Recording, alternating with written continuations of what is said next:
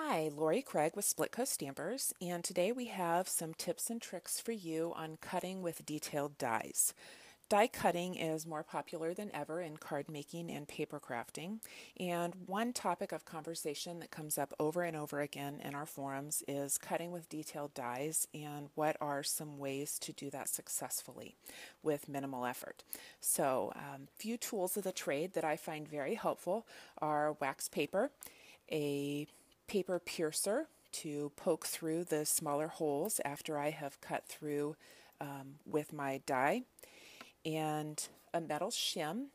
I've used paper shims for quite a while, but most recently have realized that a metal shim adapter provides even consistent pressure across the die as it's going through my die cutting machine, and I have found that to be quite helpful.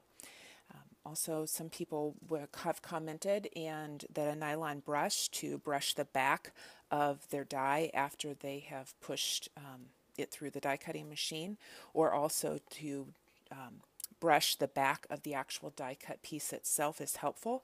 I am using the Tool-in-One from Spellbinders, and the brush is actually on a little rotating axis, and I'm going to show you how to use that. So let's get started. The first thing that I do when I'm cutting detailed dies is start with my two base plates for my die cutting machine, and then I'm going to layer my metal shim and then my actual die, cutting side up, sheet of wax paper, and my cardstock that I'm going to cut. Now, I'm going to rip away this excess wax paper here, and then I'm going to tape this down just to kind of keep everything from shifting. Okay. I'm going to cover this with my second cutting plate and send this through my embossing machine. Going to pass this through my machine one time, and then I'm going to reverse it and pass it through a second time. Once that has come through, I will lift that out. Now I have my die taped down here at the back end, and I'm going to hold my paper in place on the die as I lift away the cut portions of cardstock and wax paper, and then without lifting so that nothing shifts, I'm going to rotate my die and cardstock 90 degrees on the shim.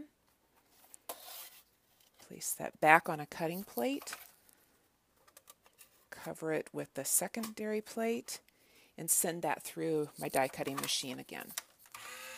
Reverse. That should be nice and cleanly cut for me. So pull that away.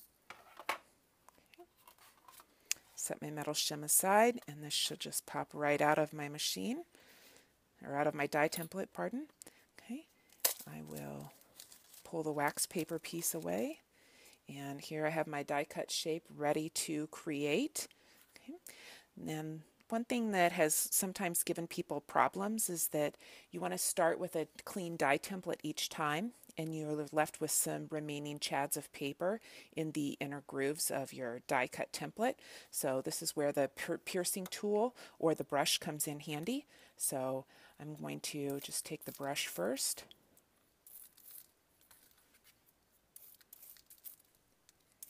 Brush around the die template, and easily removes just about all of my pieces, and I can set this away clean and ready to go next time. I want to show you how it works with a smaller die. Very similar process, but little couple of extra tricks. This particular die is a small detailed template, and so I'm going to layer that shim die with the cutting side up. Now, because I'm going to exert a little bit more force to make more cuts in a smaller surface area, I'm going to fold my wax paper in half twice so that I have 4 layers that I end up cutting with. Okay. I'm going to layer that over my die, replace that with a piece of cardstock, squeeze between my two cutting plates, run this through my die cutting machine.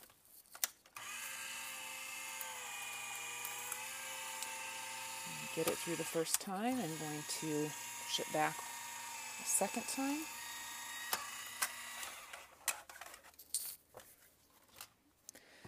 I'm going to pull away the cut negative of the cardstock and wax paper, and then I'm going to rotate that smaller shape around, and I'm actually going to move it over to an edge of my cutting plate. A lot of times the edge of your plates are a little less warped than the center, and so I'm going to stick this back through my machine.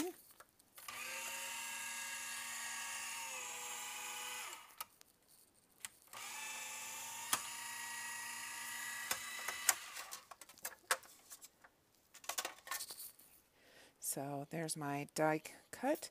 I'm going to use a piercer, and there's one on the end of the tool-in-one, or this one that's been in my stash for many years. Okay. I'm going to run the brush over the back, kind of loosen up those particles. It's important that you do this step with the brush while you're holding the die in your hand, instead of having it flat on the paper. When it's flat on your paper, there's nowhere for the actual die cut piece to go.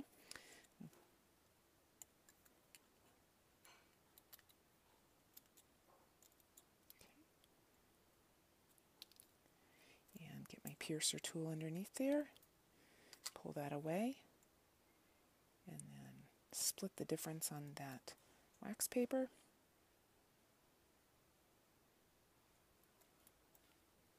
Pull it away from the cardstock, and I am ready to create my card. Thanks for joining us today. I hope you find these tips and tricks useful, and happy crafting.